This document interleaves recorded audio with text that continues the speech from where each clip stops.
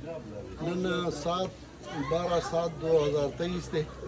او موږ د لسو کسو وفد د وزارت خارجه په دعوت باندې راغلي یو چاینا ته او په دې کې علما دي اوس ما سره ډاکټر عطاء الرحمن صاحب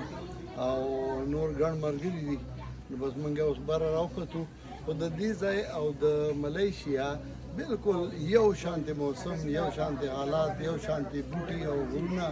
او ماغسې دلته هم لفټونه لګولي څنګه چې هلته په لنکاوي کې لګېدلي دي هغه هم چاینیزو لګولي دي نو ډېر ښایسته مزېدار ځای دی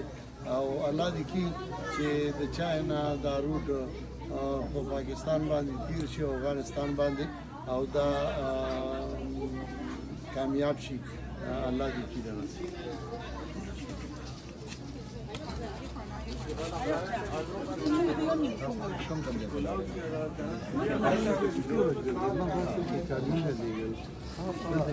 هغه خپل د هغې کاروبار نو ډېر دی که